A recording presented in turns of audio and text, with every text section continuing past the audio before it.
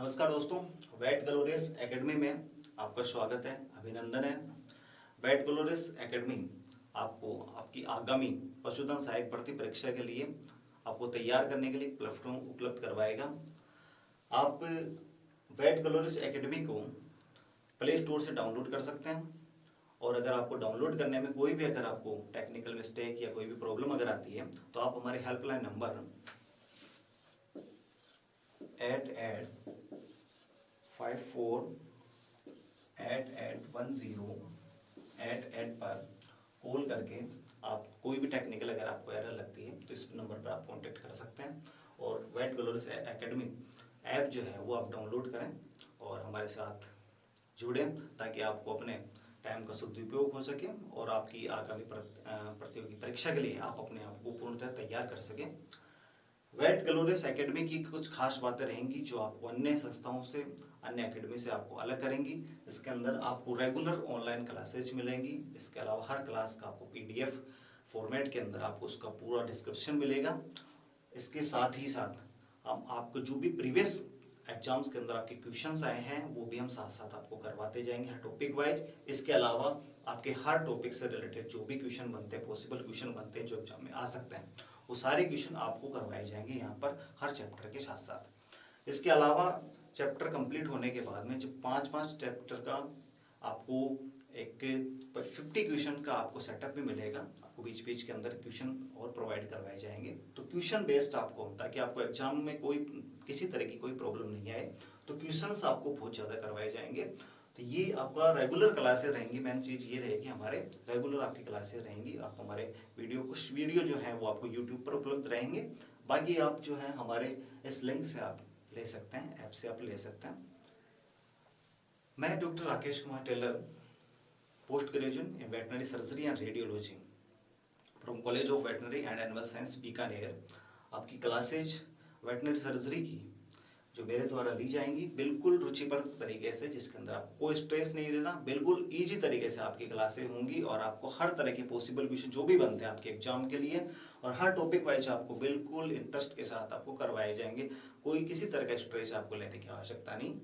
ठीक है, अब आपको स्टार्ट करवाते हैं हम वेटनरी सर्जरी।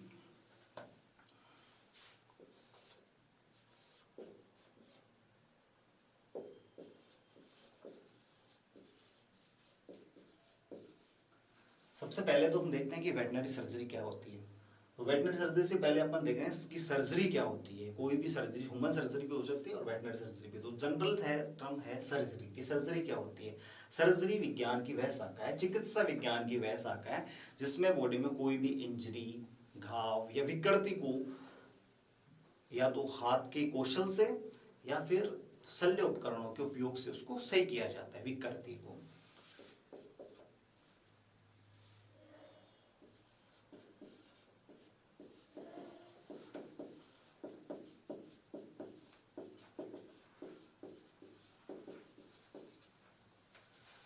घाव एवं चोट, इंजरी, डिफॉर्मिटी, कोई भी आकारिकी के अंदर बनावट के अंदर कोई भी प्रॉब्लम अगर हो सकती है, कोई विकृति जो हो सकती है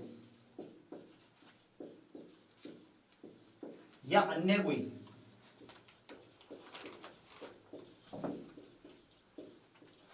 डिसऑर्डर,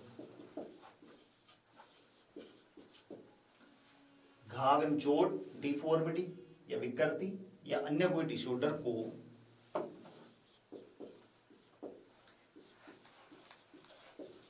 मैनुअल ऑपरेशन, को हिंदी के अंदर भी आपको बताया जा रहा है और इंग्लिश में, दोनों के अंदर मैनुअल ऑपरेशन या हाथ के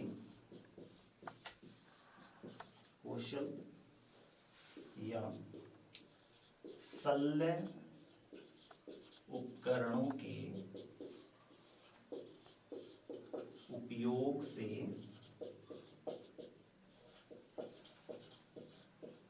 सही किया जाता है। घाव एवं चोट, डिफॉर्मिटी, डिसऑर्डर, डिफॉर्मिटी कोई भी शारीरिक बनावट के अंदर कोई भी प्रॉब्लम जो जन्मजात हो सकती है, फिर बाद में बन सकती है, या फिर बाद में आपके कोई भी प्रॉब्लम अगर होती है तो उसको सही करने की एक जो शाखा है विज्ञान की, चिकित्सा विज्ञान की, चिकित्सा विज्ञान की शाखा, जो घाव एवं चोट, डिफॉर्मिटी और डिसऑर्डर को या तो हाथ के कौशल से या फिर शल्य उपकरणों के उपयोग से सही किया जाता है, तो वो है सर्जरी। अब वेटनरी सर्जरी क्या है?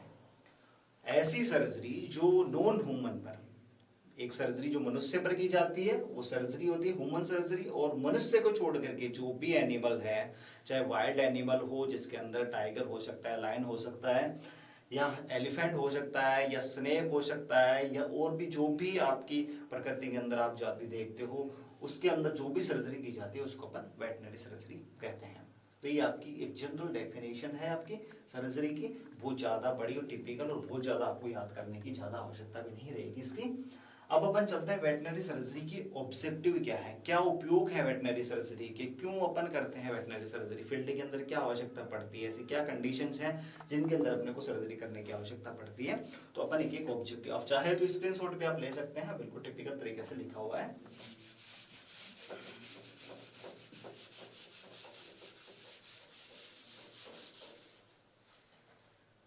वेटनरी सर्जरी की ऑब्जेक्टिव की अगर अपन बात करें, ऑब्जेक्टिव मींस क्यों की जाती है, क्या फायदे हैं, तो उसमें सबसे इंपॉर्टेंट जो है आपका सामान्य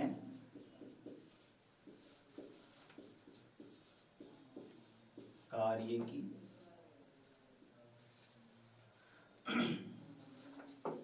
असामान्य कार्य की को सही करने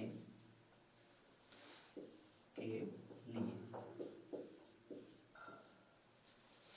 अगर कोई भी ऑर्गन की फंक्शनिंग अगर उसमें अनियमितता हो जाती है, असामान्यता हो जाती है, जैसे अगर रूमन के अंदर ब्लॉट बन जाता है, रूमन के अंदर अगर इंफेक्शन बन जाता है, तो उसकी फिजियोलॉजी जो है रूमन की कार्य करने की, उसके अंदर जो बैक्टीरिया जो माइक्रोफ्लोरा जो है रूमन के वो बिल्कुल चेंज हो जाते हैं, रूमन के अंदर एसिडोसिस बन जाता है।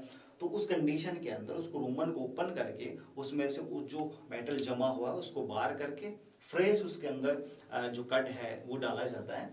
तो वो जो कंडीशन होती है उसकी सामान्य कार्यकी को वापस उसके असामान्य कार्य को सामान्य कार्यकी के अंदर बदलने के लिए जो किया जाता है, तो ये इसका एग्जांपल आप देख सकते हैं रूमेनोटोमी।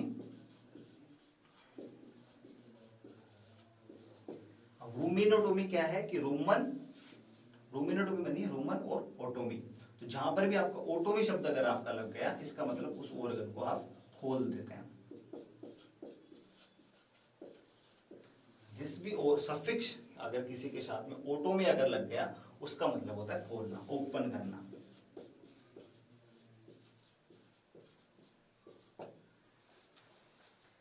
रूमिनोटोमी। इसी तरह से जैसे अगर आपका काफ है, बछड़ा है, अगर उसका यूरिन अगर बंद हो जाता है, यूरिन करना यूरिथ्री कैलकुलाई के कंडीशन के अंदर, तो उस कंडीशन में अपन उसका ब्लेडर ओपन करते हैं, कुछ कंडीशन में ब्लेडर ओपन करते हैं। तो ब्लेडर जो होता है यूरिनरी जो ब्लेडर है उसको अगर ओपन करते हैं तो उसको बोलते हैं सिस्टोटोमी। सिस्टोटोमी। तो जो टोमी वर्ड जो लग गया इसका मतलब हो गया खोलना, तो ब्लेडर को खोलना होगा सिस्टोटोमी। तो ऑब्जेक्टिव, एक ऑब्जेक्टिव ओपन हुआ है असामान्य कार्य को सही करने के लिए अपन उसके फंक्शन को नॉर्मल के ऊपर ले आते हैं, बिल्कुल 100% नॉर्मल के ऊपर कई बार नहीं आ पाता, लेकिन फिर भी अपन उसको काफी हद तक अपन उसके कार्य को सही कर देते हैं। दूसरा ऑब्जेक्टिव हमारा रहेगा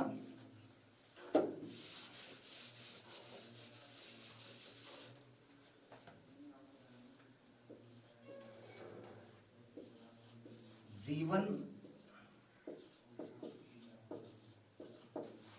रक्षक के तौर पर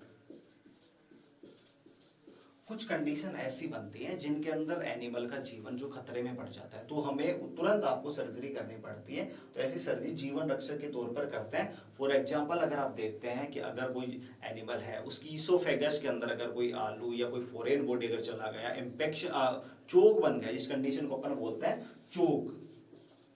चोक की कंडीशन जो होती है, इस कंडीशन में जो ईसोफेगस होती है, ईसोफेगस मतलब जो ग्रास नली जो होती है एनिमल की, अगर उसमें कोई ऑब्जेक्ट अगर फंस जाता है, नॉर्मली एनिमल्स के अंदर जैसे आलू, टोमेटो, आलू मेनली आलू का ज्यादा आता है, या कोई भी बोल वगैरह होती है, तो ये अगर उसकी ईसोफेगस के अंदर ब्लॉक कर देती हैं, उस कंडीशन को बोलते हैं चोक। अगर चोक हो जाता है तो फिर एनिमल जो है वो रिगर्जिटेट नहीं कर पाता। एनिमल की फिजियोलॉजी के अंदर आप देखेंगे कि एनिमल जो है वो लगातार रिगर्जिटेट करता है, इरुकेशन करता है। जो भी गैस जो बनती है उसके अंदर कार्बन मोनोऑक्साइड और कार्बन डाइऑक्साइड, इनको इरुकेट करता है, मतलब बाहर निकालता है। मेथेन गैस जो होती है इरुकेट करता है, एनिमल बाहर निकालता है। तो अगर ये ब्लॉक हो जाएगी, ग्रास नली जो है ये अगर ब्लॉक हो जाती है, इसके अंदर कोई चीज फंस जाती है, तो गैस जो है वो बाहर नहीं निकल पाएगी।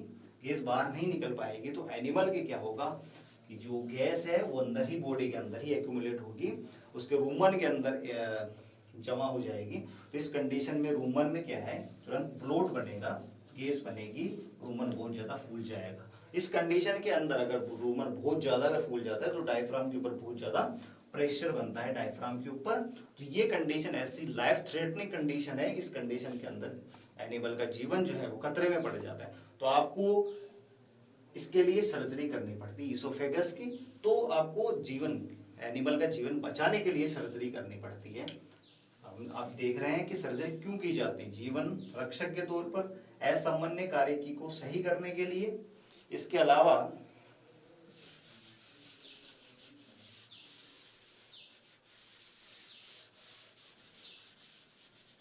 चोक की कंडीशन हमने आपको बताई।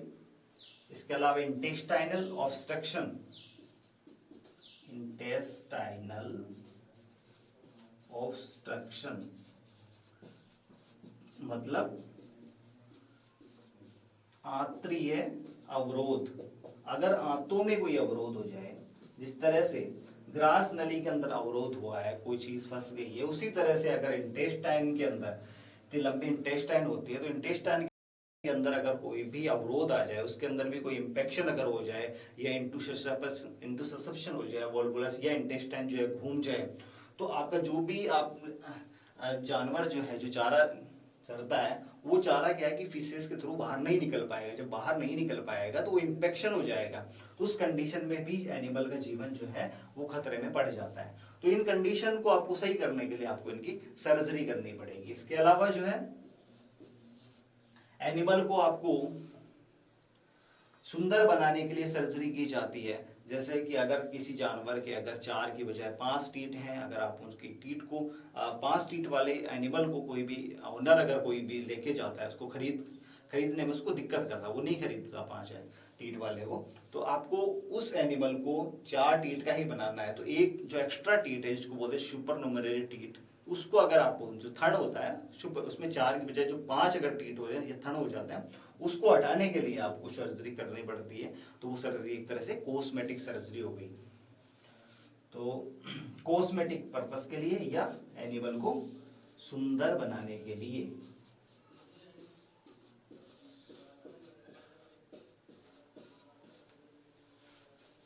जिसका उदाहरण है आपका सुपरन्यूमेरी टीथ, मतलब एक्स्ट्रा थन, 4 के बजाय 5 थन होते हैं जानवर के। इसके अलावा और अपने जो ऑब्जेक्टिव होते हैं, एनिमल को आर्थिक उपयोगी बनाने के लिए, आर्थिक उपयोगिता होती है। जैसे नॉर्मली जो बक होते हैं, बकरे जो होते हैं, उनका बधियाकरण किया जाता है। तो बधियाकरण करने से क्या होता है कि एक तो उसका जो बीट होता है बकरे का, उसके अंदर स्मेल नहीं आएगी। तो एक तो वो फायदा है, दूसरा बदीयकरण करने से उसका बॉडी वेट जो है वो बहुत अच्छा बढ़ जाता है, बॉडी वेट अच्छा बढ़ता है। तो ये इसके फायदे हो गए एनिमल के बदीयकरण करने से। तो बदीयकरण क्या है, एक सर्जिकल टेक्निक है, ठीक है। तो आर्थिक उपयोगिता होती है उससे। इसके अलावा आर्थिक उपयोगिता है इसके अलावा आप देखते हैं कई केस में आप हॉर्न एम्प्यूट करते हैं, हॉर्न एम्पुटेशन या डीबडिंग, ज्यादा करेक्ट सब डीबडिंग। छोटे जो बछड़े होते हैं उनकी जो हॉर्न बड जो होती है उसको नष्ट कर दिया जाता है ताकि उसके सींग ही नहीं आए। अब मोर करेक्ट आपका डीबडिंग रहेगा। तो डीबडिंग से क्या करते हैं कि एनिमल जो है उससे होने वाले नुकसान, जैसे अगर एनिमल के सींग हैं बड़े बड़े और किसी एनिमल दूसरे एनिमल के या फिर ह्यूमन के अगर कोई चोट पहुंचा जाता है तो इस कारण से उसका जो सींग है उसकी बड को ही अपना हटा देते हैं सींग आने से पहले ही। छोटे काफ के अंदर मेनली की जाती है, 1 से 10 दिन का जो काफ होता है छोटा काफ, उसकी जो बड आती है जो निकलने से पहले ही, तो उसको अपन खत्म कर देते हैं। उस कंडीशन को बोलते हैं डीबडिंग। तो डीबडिंग से अपने को क्या फायदा होगा कि ह्यूमन इंजरी या एनिमल को कोई इंजरी अगर होती है उससे अपन बचाव कर सकते हैं। तो ये भी इसलिए भी सर्जरी की जाती है। तो ये कुछ अपने सामान्य तौर तरीके हैं जिसके लिए अपन सर्जरी करते हैं। एक तो असामान्य कार्यकी को सही करने के लिए करते हैं, कई बार एनिमल का जीवन खतरे में पड़ जाता है उसको सही करने के लिए अपन करते हैं, सुंदर बनाने के लिए अपन करते हैं, डीबडिंग के लिए आर्थिक उपयोगिता बदीयकरण डीबडिंग जो है उससे अपने को फायदा होता है। इसके अलावा सुंदर बनाने को और बताऊं आपको, डॉग के अंदर ईयर क्रॉपिंग की जाती है। ईयर क्रॉपिंग मतलब कान काटे जाते हैं, पूरे कान नहीं काटे जाते, उसकी टेक्निक बनाई जाती है स्पेशल। तो ईयर क्रॉपिंग ये मेनली सुंदर बनाने का काम। एनिमल जो हमारे लार्ज एनिमल है वो पहले से ही सुंदर है, तो छोटे एनिमल जो होते हैं डॉग है, तो डॉग के अंदर ईयर क्रॉपिंग करते हैं अपन उसको सुंदर बनाने के लिए। इसके अलावा कुछ डॉग की ओनर जो है वो टेल भी एम्प्यूट करवाते हैं, पूंछ भी कटवाते हैं। तो ये डॉग के अंदर है ये दोनों कंडीशन, पूंछ काटना इसको बोलते हैं डॉकिंग। जो डॉकिंग जो शब्द है पूंछ काटने को अपन बोलते हैं डॉकिंग। तो ये दोनों हैं, ये मेनली कुत्ते के अंदर की जाती हैं, डॉग के अंदर। तो ये कुछ जनरल पर्पस हैं जिनके लिए अपनी सर्जरी की जाती है। अब अपन देखेंगे कि सर्जरी के टाइप क्या क्या होते हैं। अब अपन लेते हैं कि टाइप्स ऑफ सर्जरी। सर्जरी कितने तरह की होती है। सर्जरी के वैसे तो अनेकों प्रकार हैं, लेकिन अपन मेन जो इंपॉर्टेंट जो टाइप्स हैं जो आपके एग्जाम व्यू से आपके रहेंगे उनको अपन डिस्कस करेंगे।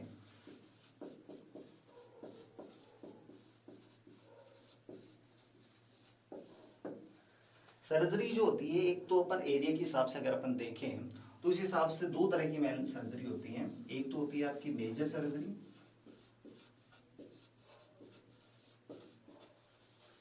और एक होती है आपकी माइनर सर्जरी।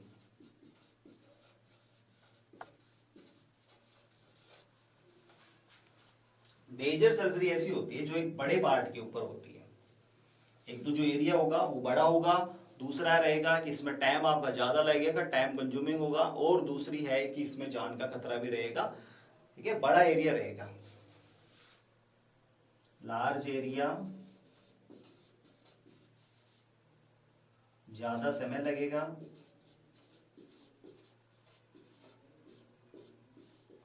और जान का खतरा रहेगा, जीवन का खतरा रहेगा।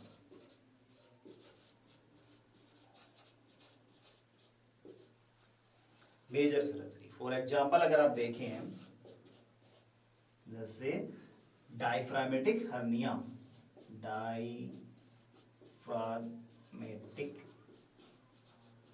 हर्निया बताएंगे आपको, आगे टॉपिक आएगा डायफ्रामेटिक हर्निया और हर्निया क्या होता है इसके बारे में बताएंगे। रूमिनोटोमी,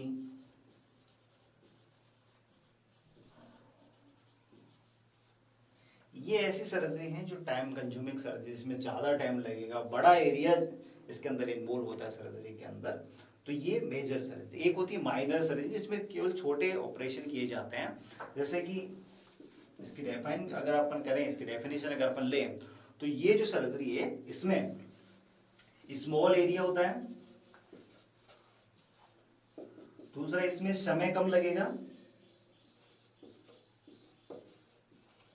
और तीसरा, इसमें जान का खतरा नहीं रहता, जीवन का खतरा बहुत कम। जैसे कि अपन कोई भी छोटी मोटी अगर ड्रेसिंग करते हैं, किसी जानवर के कोई वुंड है अगर बाहर, या फिर कोई एब्सेस है, एब्सेस क्या होती है, मवाद से भरी हुई कोई कैविटी, उसको अपन मवाद को बाहर से निकाल देते हैं। तो और इसके अलावा छोटे मोटे ड्रेसिंग अगर अपन करते हैं, बाहर अगर कोई छोटा मोटा ट्यूमर है अगर उसको अपन हटाते हैं, तो इन कंडीशन में आपको टाइम कम लगेगा और जीवन का खतरा भी, रिस्क जो है वो बहुत कम रहेगा। जैसे antiseptic dressing, ASD, antiseptic dressing, detail में देख सकते हैं। ASD बहुत जनरल टर्म है, इंग्लिश में ही आपको याद रखनी है, एंटीसेप्टिक ड्रेसिंग। जो घाव होता है उसकी ड्रेसिंग करते हैं, एंटीसेप्टिक सॉल्यूशन से अपन घाव की ड्रेसिंग करते हैं। तो ये एक माइनर सर्जरी का। इसके अलावा एब्सेस जो होती है, एब्सेस होती है मवाद, मवाद से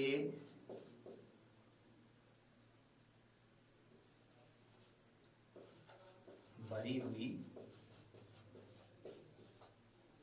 कैविटी, उसको बोलते हैं एब्सेस। तो एब्सेस को अपन एक चीरा लगा करके, सामान्य छोटा चीरा लगा करके उसको एब्सेस को अपन हटा देते हैं। इसके अलावा कोई गांठ अगर होती है बॉडी के ऊपर बाहर, ये ट्यूमर, तो ऐसी कंडीशन में आपको ज्यादा टाइम नहीं लगेगा, कोई बहुत ज्यादा इसके अंदर खतरा भी नहीं रहता जीवन को। तो ये आपकी एक टाइप हुआ एरिया के हिसाब से, large area major surgery, small area minor surgery. इसके अलावा और जो टाइप हैं और तरीके से अपन सर्जरी को डिफाइन कर सकते हैं। अगर अपन नेचर के हिसाब से अपन देखें सर्जरी को, ये एरिया के हिसाब से अपन देखें, नेचर के हिसाब से type of surgery according to nature,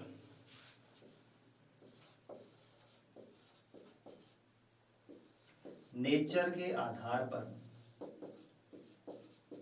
nature के आधार पर सर्जरी के टाइप्स जो हैं, एक हो जाएगा आपका जनरल सर्जरी,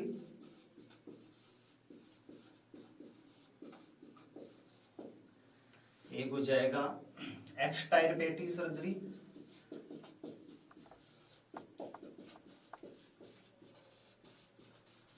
अभी डिटेल में देखेंगे अपन इनको। एक हो जाएगा आपका प्लास्टिक सर्जरी,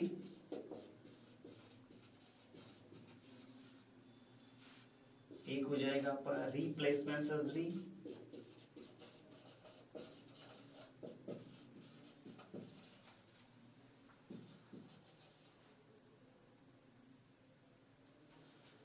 रिप्लेसमेंट सर्जरी, एक आपकी हो जाएगी डायग्नोस्टिक सर्जरी,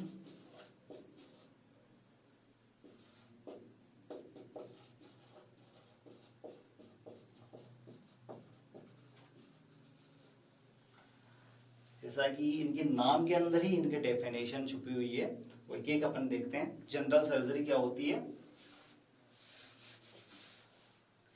जनरल सर्जरी जो पहला अपन ने इसका ऑब्जेक्टिव देखा था, सामान्य ऑर्गन के सामान्य कार्य को करने के लिए।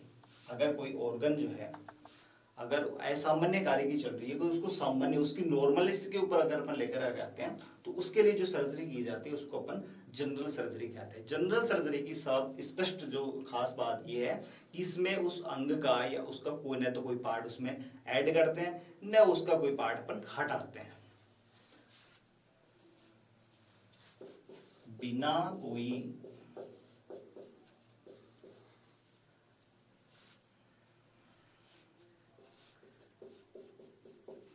बिना कोई हिस्सा हटाए या जोड़े हुए कार्यकी को सामान्य करने के लिए जो सर्जरी की जाती है,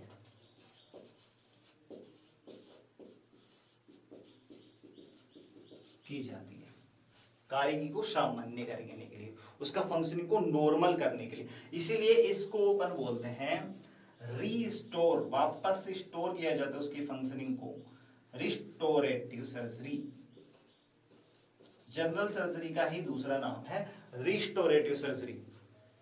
तो ये जनरल सर्जरी है जिसके अंदर अगर कोई ऑर्गन में प्रॉब्लम है, उसकी कारीगी में कोई प्रॉब्लम है, तो अपन उसका न तो उसमें कोई पार्ट ऐड करते हैं न उसका कोई पार्ट हटाते हैं। जैसे अपन दूसरे पढ़ेंगे एक्सट्राहेपेटिक सर्जरी, इसमें ऐसा नहीं है, जिसके अंदर जनरल सर्जरी के अंदर कोई न तो कोई पार्ट ऐड करते हैं उसमें, न तो कोई पार्ट जोड़ते हैं, न कोई पार्ट उसका हटाते हैं। तो ऐसी जो सर्जरी होती है उसको बोलते हैं जनरल सर्जरी या रिस्टोरेटिव सर्जरी। दूसरी, जैसे अपन आपने आपको बताया था रूमेनोटोमी, तो रूमन को अपन केवल ओपन करते हैं, ओपन करके उसके अंदर जो कट वगैरह है उसको अपन हटा करके, कट जो है उसका पार्ट नहीं है रूमन का, वो केवल चारा जो उसके अंदर गंदा चारा, अगर कई दिन का जो सड़ा हुआ चारा है उसको अपन निकालते हैं इन्फेक्शन के केस में या ब्लोट के केस के अंदर, एसिडोसिस के केस के अंदर। केवल रूमेनोटोमी, रूमन को खोल के उसको पार्ट को, रूमन का कोई पार्ट, रूमन के अंग का कोई पार्ट नहीं हटाएंगे अपन उसके अंदर। तो ये जो रूमेनोटोमी जो ऑपरेशन है वो एक तरह का जनरल सर्जरी है। दूसरी टाइप की सर्जरी है एक्सटायरपेटिव सर्जरी। यहां से आपकी एक डेफिनेशन बहुत इंपॉर्टेंट बनती है। एक्सटायरपेटिव सर्जरी का एग्जांपल जो है वो आपके एग्जाम में आ सकता है।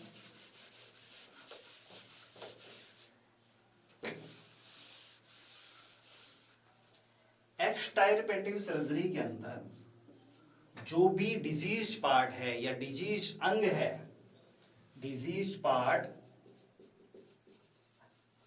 डिजीज्ड अंग को हटाना, तो डिजीज्ड अंग को हटाना जो सर्जरी है उसको बोलते हैं एक्सटायरपेटिव सर्जरी। और जिस अंग को अपन हटाते हैं उस अंग के लास्ट में अपन एक्टोमी लगाते हैं, एक्टोमी। जैसे अगर गर्भाशय साधारण कंडीशन के अंदर, जैसे पायोमेट्रा की कंडीशन होती है कुछ के अंदर, बीच के अंदर, कुतिया के अंदर, उस कंडीशन के अंदर अपन उसका गर्भाशय को, उसकी ओवरी को अपन हटा देते हैं, तो वो डिजीज पायोमेट्रा की कंडीशन के अंदर। तो उसके साथ जैसे गर्भाशय जो है, अगर बीच का अपन गर्भाशय को हटाते हैं, तो गर्भाशय को हटाना, तो हटाने के लिए जो सर्जरी की जाती है उस सर्जरी को तो बोलेंगे एक्सटायरपेटिव सर्जरी। और गर्भाशय को हटाना, तो जिस पार्ट को हटाया गर्भाशय को बोलते हैं हिस्टेरिया, हिस्टेरिया। और एक्टोमी और लगा सकते हो आप उसके, हटाना मतलब निकाल के बाहर अपन फेंक देते हैं उस पार्ट को, तो हिस्टेरेक्टोमी बन जाता है, हिस्टेरेक्टोमी। हिस्टेरेक्टोमी, तो हिस्टेरेक्टोमी का आपको मतलब पता होना चाहिए कि गर्भाशय को शरीर से बाहर निकाल के फेंक दिया गया, हटा दिया गया, तो इसको बोलते हैं हिस्टेरेक्टोमी। जैसे अगर पार्ट है आपके स्प्लीन, अगर स्प्लीन को अपन आप हटाएंगे, शरीर से हटा के बाहर अपन कर देंगे उसको, तो स्प्लीन एक्टोमी। तो स्प्लीन एक्टोमी का जनरल मतलब क्या हो गया, स्प्लीन को, स्प्लीन या तिल्ली, तिल्ली या स्प्लीन को शरीर से बाहर निकाल देना। तो ये जिस अंग की, जिसके अंग के साथ में अगर एक्टोमी शब्द लग जाएगा, इसका मतलब है कि उसको पार्ट को अपने बाहर निकाल दिया। दूसरा अगर टोमी था, इसका मतलब केवल अपने उसको खोला है, ऐसा नहीं कि उसको बाहर निकाल दिया आपने। तो ये डिफरेंस आपको पता होना चाहिए। तो एक्सटायरपेटिव सर्जरी एक ऐसी सर्जरी है जिसके अंदर जो डिजीज पार्ट है उसको शरीर से बाहर निकाल के हटा दिया जाता है, तो ये है एक्सटायरपेटिव सर्जरी। फिर आती है आपकी तीसरी प्लास्टिक सर्जरी। तो जो प्लास्टिक सर्जरी जो होती है ये दो तरह की होती है। प्लास्टिक सर्जरी, प्लास्टिक सर्जरी जो होती है वो दो तरह की प्लास्टिक सर्जरी होती है, दो तरह की इसी के अंदर आता है। एक तो रिकंस्ट्रक्टिव सर्जरी,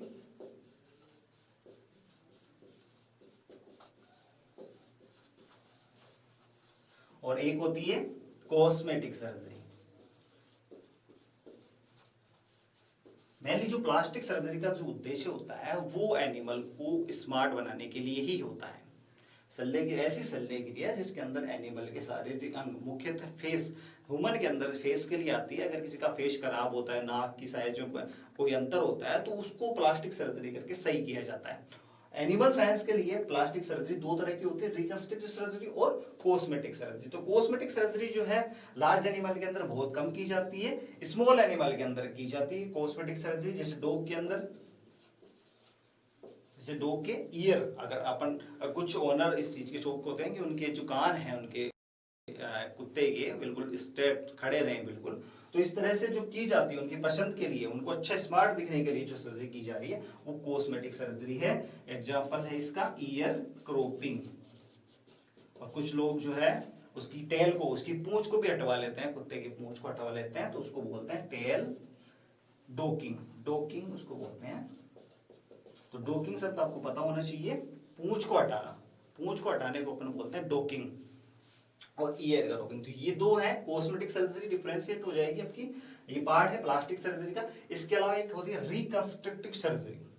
जैसे कई बार रिकंस्ट्रक्शन करना मतलब दोबारा से निर्माण करना। जैसे कई बार क्या होता है कि अगर एनिमल ब्याता है तो अगर डिस्टोकिया की कंडीशन है, उसको ब्याने में दिक्कत हो रही है, ज्यादा उसको खींचते हैं, तो आप देखेंगे कि ये एनिमल की वेजाइना है और ये एनस है, ये एनस है। तो जो फीटस जो आएगा, बच्चा जो आएगा, वो आएगा यहाँ से। कभी कभी क्या है कि डिस्टोकिया की जो कंडीशन होती है, उस कंडीशन क्या होता है कि एनिमल का जो ब्यार है, जो बच्चा, उसका पैर वगैरह बिल्कुल शार्प होता है, तो यहाँ पर चोट लग जाती है। तो ये दोनों जो पार्ट है ये आपस में कनेक्ट हो जाते हैं। तो ये पार्ट आपका वेजाइना का है एनिमल का, और ये है रेक्टम। तो इन दोनों के बीच में एक कनेक्शन बन गया, एक छिद्र बन गया। उस छिद्र को अपन बोलते हैं, इस कंडीशन को अपन बोलते हैं रेक्टो वेजाइनल फिस्चुला। फिस्चुला। तो ये एक डिफॉर्मिटी बन गई आकार के अंदर। तो इस कंडीशन को आपको सही करना है, ठीक है। तो ये कंडीशन रेक्टम और वेजाइना के बीच के अंदर आपस में कम्युनिकेशन बन गया। जो कम्युनिकेशन बन गया इसको बोलते हैं अपन रेक्टो वेजाइनल फिस्चुला। अब इस कम्युनिकेशन को आपको सही करना है, मीन इसको आपको यहाँ पर सूचर लगाना है, इसको आपको यहाँ पर सूचर लगाना है, वापस इसको नॉर्मल करना है। मतलब वापस इसको दोबारा निर्माण करते हैं, दोनों की जो लेयर जो हट गई थी उस लेयर को वापस आपको बनाना है। तो वो जो सर्जरी की जा रही है उसको बोलते हैं रिकंस्ट्रक्टिव सर्जरी, ठीक है। तो ये दोनों पार्ट जो है प्लास्टिक सर्जरी के। इसके लिए प्लास्टिक सर्जरी जो ह्यूमन के अंदर या एनिमल के अंदर बहुत ज्यादा अगर बर्न हो जाता है, मतलब एनिमल अगर जल जाता है, उसकी स्किन बहुत ज्यादा उतर गई है, तो अगर वहां पर उसकी स्किन नहीं बन पा रही है, तो उसी के पार्ट से दूसरी जगह की स्किन लेके के वहां पर एडजस्ट की जाती है, तो उसको भी अपन प्लास्टिक सर्जरी कहते हैं। तो बर्न के केस के अंदर भी आपकी जो स्किन ग्राफ्टिंग की जाती है, या आप कह सकते हैं स्किन ग्राफ्टिंग। ये वैसे आपके लेवल का थोड़ा सा हाई लेवल है, फिर भी थोड़ा ध्यान रहे। स्किन ग्राफ्टिंग जो की जाती है वो एक प्लास्टिक सर्जरी का प्रकार है। तो ये आपकी 3 सर्जरी डिफाइन किया। अब है आपकी रिप्लेसमेंट सर्जरी।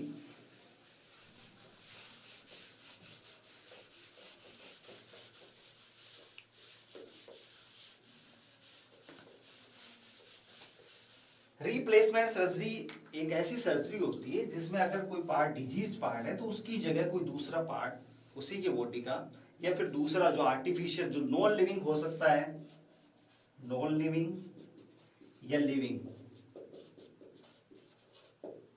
दूसरा पार्ट होता है, तो उसको रिप्लेस कर दिया था। डिजीज पार्ट को हटा करके उसकी जगह कोई भी या तो नॉन लिविंग या कोई भी लिविंग जो है वो ऑब्जेक्ट हो सकता है, या उसी की बॉडी का कोई पार्ट हो सकता है, उसको वहां पर एडजस्ट किया जाता है। जैसे कि वास्कुलर ग्राफ्ट।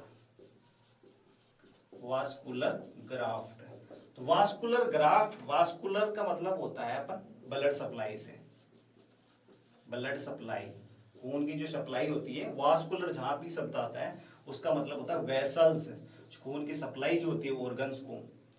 और ग्राफ्ट, अगर जैसे मान लो कोई भी बॉडी का पार्ट है, कोई भी अंग है, उसको अगर जो ब्लड सप्लाई जा रही है, अगर ये ब्लड सप्लाई करने वाली जो आर्टरी है, अगर उसमें कोई डैमेज हो जाता है, एथेरोस्क्लेरोसिस बन जाता है, उसमें कोई डैमेज होता है, तो इस पार्ट को यहाँ से हटा करके इसकी जगह या तो आर्टिफिशियल या उसी की इसका दूसरी साइड से इसको बाईपास कर दिया जाता है, या तो इसी को बनाया जाता है या फिर इसका बाईपास बना दिया जाता है। तो इसको बोलते हैं अपन वास्कुलर ग्राफ्ट। तो इसको ये जो पार्ट है इसको रिप्लेस कर दिया गया इससे, तो इसलिए इसको बोलते हैं रिप्लेसमेंट सर्जरी। अब है आपके डायग्नोस्टिक सर्जरी। ये क्या होती है डायग्नोस्टिक सर्जरी? कुछ सर्जरी इसलिए की जाती है ताकि एनिमल की कुछ बीमारी को पता पड़ सके। डायग्नोस्टिक सर्जरी डायग्नोसिस पर्पस के लिए की जाती है डायग्नोस्टिक सर्जरी। जैसे कि अगर बायोप्सी की जाती है, बायोप्सी क्या होती है आपको बताएंगे। इसके अलावा पैरासेंटेसिस, ये भी बहुत इंपॉर्टेंट है। पैरासेंटेसिस ये क्या होता है? इसके अलावा एक होती है एक्सप्लोरेटरी लेप्रोटोमी।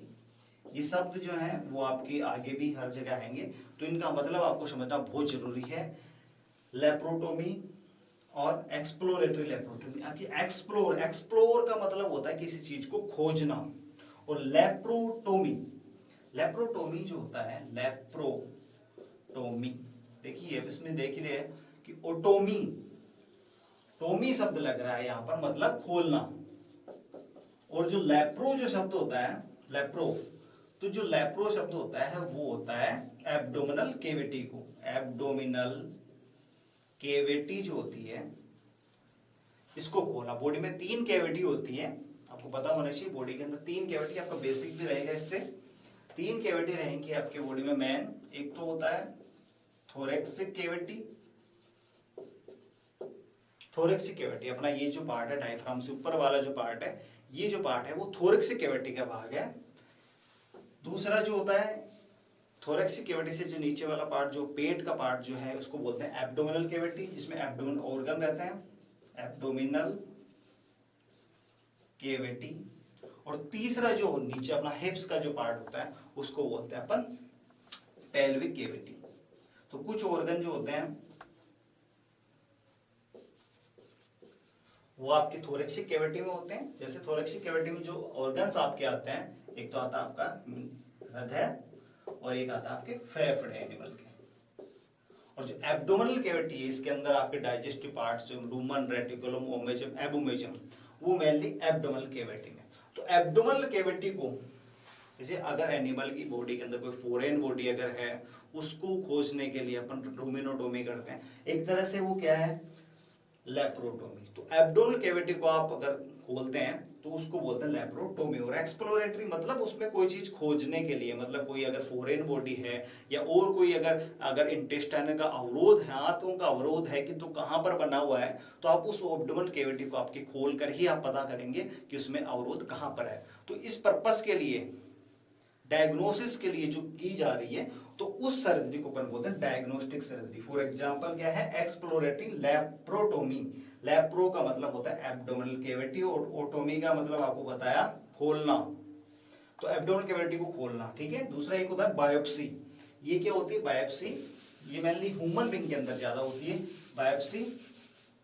अगर कोई भी आपको लगता है कि बॉडी के अंदर डिजीज पार्ट है, आपको कंफर्म नहीं है कि उसमें प्रॉब्लम है या नहीं है, जैसे लीवर के अंदर जैसे मान लो प्रॉब्लम होती है एनिमल के, लीवर सिरोसिस वगैरह हो गया। ह्यूमन के अंदर भी जो लोग लगातार अल्कोहल पीते हैं उनके अंदर लीवर सिरोसिस की कंडीशन आती है। तो उस सिरोसिस किस लेवल तक हुआ है, उसके अंदर और कोई बीमारी, कैंसर टाइप की बीमारी तो नहीं हो गई, इसकी जाँच करने के लिए आप उस ऑर्गन के अंदर एक निडल इंसर्ट करते हैं और एक छोटा सा पार्ट, एक स्पेसिफाइड निडल आती है और इसका एक छोटा सा सेक्शन, एक छोटा सा पार्ट उस ऑर्गन का निकालते हैं और उस पार्ट को फिर आप हिस्टोपैथोलॉजिकल मतलब जो पैथोलॉजी की लैब के अंदर डायग्नोस करके पता लगाया जाएगा कि क्या बीमारी है, उसको बोलते हैं बायोप्सी। मेनली ह्यूमन के अंदर ज्यादा की जाती है। और पैरासेंटेसिस, ये बहुत इंपॉर्टेंट रहेगी आपकी सर्जरी के अंदर। पैरासेंटेसिस के अंदर, पैरासेंटेसिस को अगर अपन डिफाइन करें,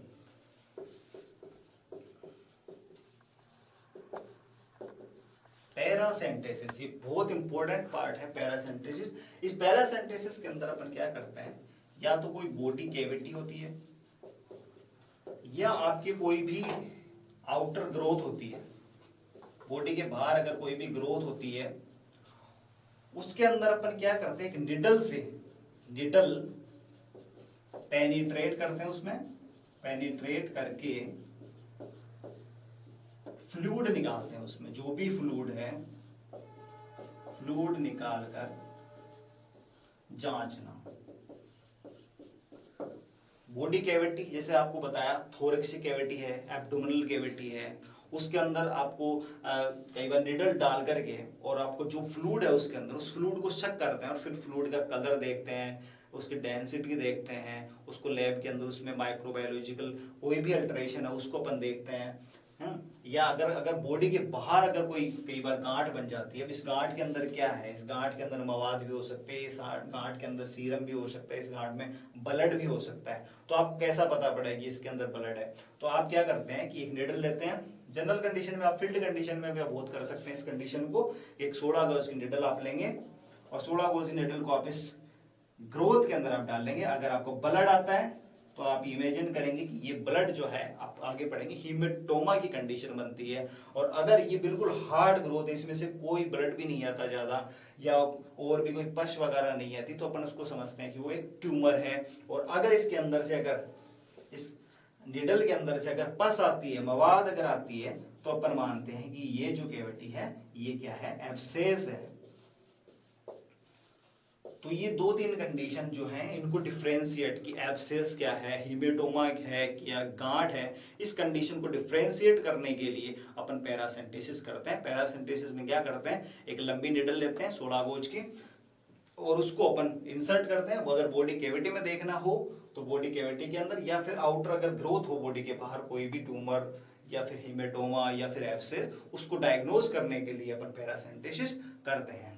तो ये एक निडल की सहायता से की जाती है, निडल पेनिट्रेट करके उसमें से जो फ्लूइड आता है उसको देख करके अपन पता लगाते हैं कि ये क्या कंडीशन है। अब बॉडी कैविटी आपको बताया, थोरैक्सिक कैविटी अगर है, थोरैसिक कैविटी, तो कुछ कंडीशन, कुछ बीमारियां बनती हैं, जैसे आप देखेंगे ट्रोमेटिक पेरिकार्डिटिस बनती है, आपको बाद में एक्सप्लेन करेंगे।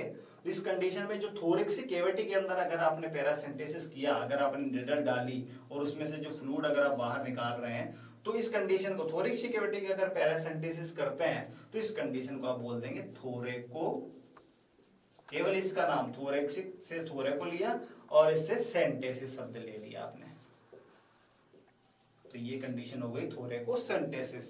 तो थोरैक्सिक कैविटी का अगर पैरासिंथेसिस करना है तो उसको कंडीशन को बोलते हैं अपन थोरैकोसेंटेसिस। और अगर जैसे मान लो पेरिटोनियल कैविटी अगर है, पेरिटोनियल कैविटी मतलब एब्डोमिनल कैविटी जो है, एब्डोमिनल कैविटी में जो पेरिटोनियम जो है उससे अगर आप फ्लूइड निकालते हैं बाहर, या उसका पैरासिंथेसिस अगर आप करते हैं तो उसको बोलते हैं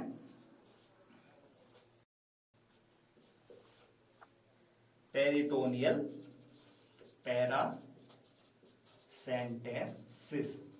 तो ये आपको आगे भी बाद में अपन पूरा डिटेल में, अभी अपन सर्जरी की डेफिनेशन की है और डेफिनेशन के अंदर ये टर्मिनोलॉजी आ गई, तो ये इसलिए आपको विस्तार से बताया है कि पैरासिंथेसिस क्या होता है, बायोप्सी क्या होती है, एक्सप्लोरेटरी लेप्रोटोमी क्या होती है। तो ये आपको डिफरेंट जो है सर्जरी की डेफिनेशन दी। कई कुछ स्पेसिफाइड सर्जरी भी रीजन के हिसाब से हो सकती है, जैसे आंख के अगर करेंगे ऑप्थेल्मो सर्जरी हो जाएगी,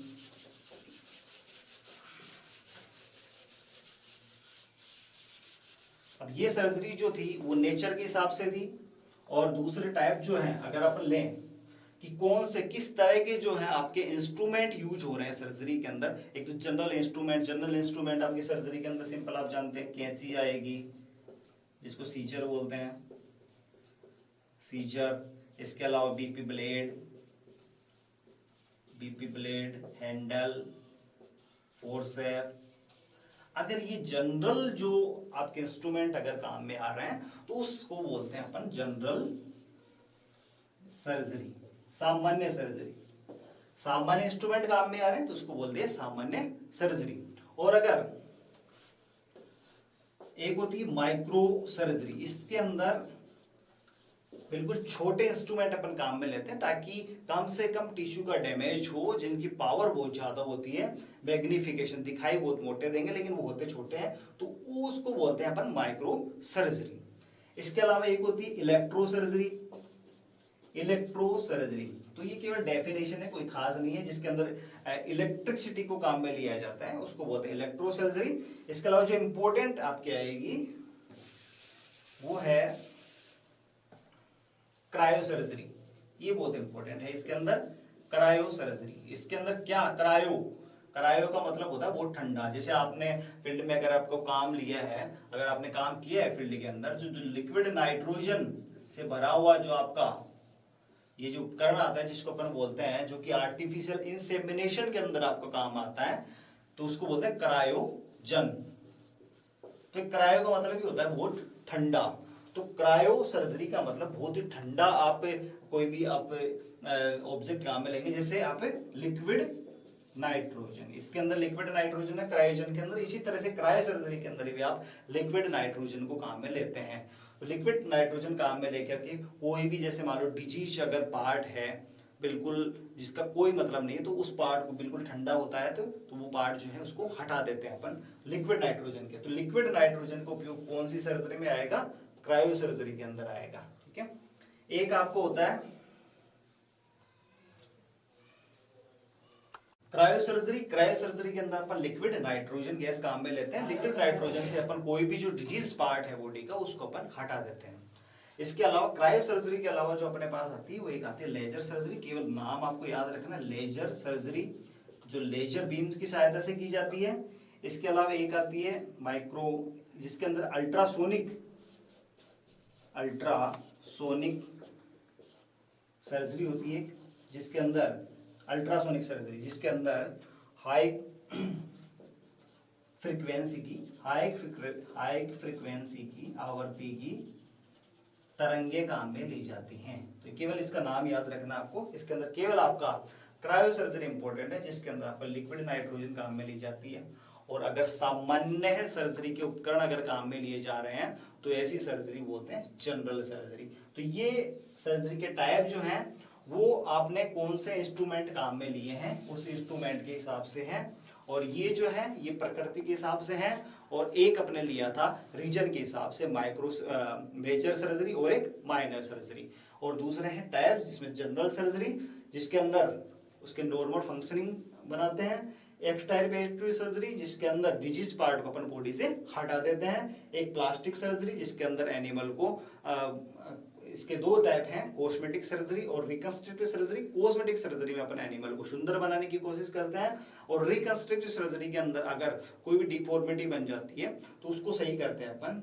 इसके अलावा स्किन ग्राफ्टिंग जो होती है, बर्न के केस के अंदर अगर एनिमल जल जाता है तो उसकी स्किन लेकर के उस पार्ट पर अप्लाई करते हैं, वो जो सर्जरी होती है वो प्लास्टिक सर्जरी होती है।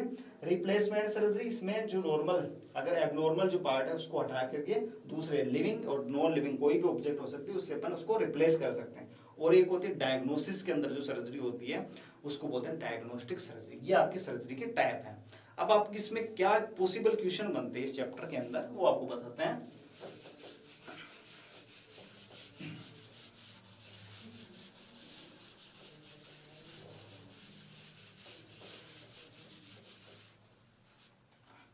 इस चैप्टर के अंदर आपकी जो पॉसिबल क्वेश्चन बनेंगे, तो क्वेश्चन देखिए आप।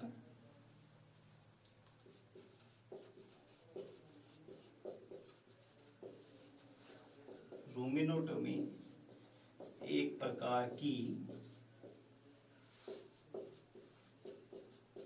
सर्जरी है। ऑप्शन सामान्य सर्जरी,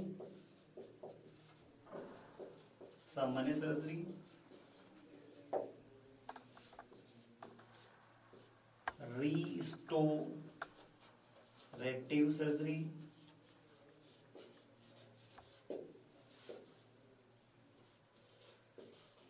मेजर सर्जरी और आल।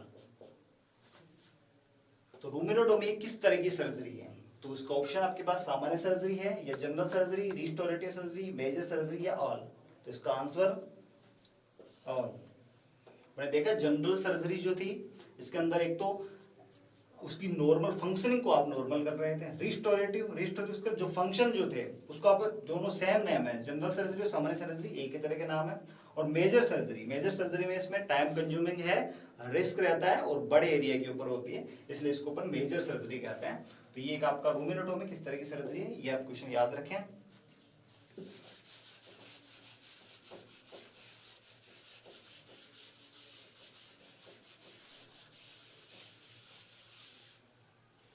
इसके अलावा आपका क्वेश्चन है पैरासेंटेसिस किस प्रकार की सर्जरी है। ऑप्शन जनरल सर्जरी,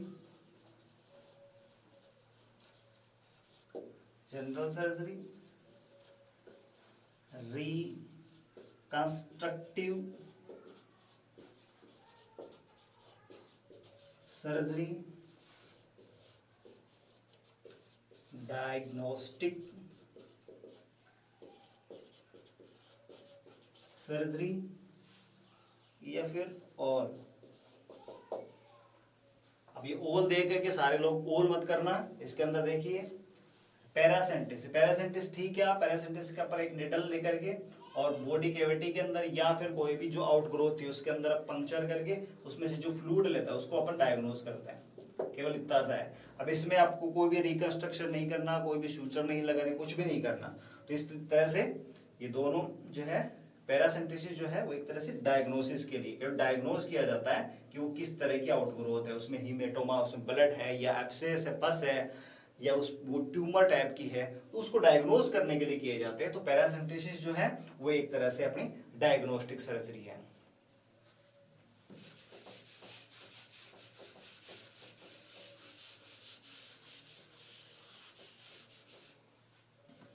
एक है आपका क्वेश्चन, इंपॉर्टेंट क्वेश्चन रहेगा इसके अंदर, क्रायो सर्जरी में उपयोग में आता है। Option ultra violet rays, x rays, liquid nitrogen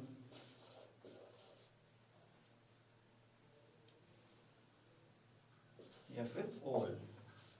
तो क्रायो सर्जरी आपको बताया था, क्रायो मतलब जो ठंडा, और ठंडा किससे सबसे ज्यादा ठंडा -196 डिग्री तो सेंटीग्रेड, ये टेम्परेचर मिलता है आपको लिक्विड नाइट्रोजन से। तो इसका आंसर चला जाएगा लिक्विड नाइट्रोजन। तो ये आपके इससे बहुत ज़्यादा हार्ड चैप्टर नहीं है, बहुत सिंपल और बेसिक जानकारी आपको दी गई है। कुछ डेफिनेशन आपको दी, टोमी किस में लगता है, एक्टोमी किस में लगता है, और जनरल इसकी जो डेफिनेशन है। कुछ पॉसिबल क्वेश्चन, बहुत ज़्यादा हार्ड एंड फास्ट क्वेश्चन इसमें से नहीं है। तो ये आपका वेटरनरी सर्जरी का एक बेसिक और फर्स्ट टॉपिक आपका कंप्लीट है। आगे की क्लास नेक्स्ट।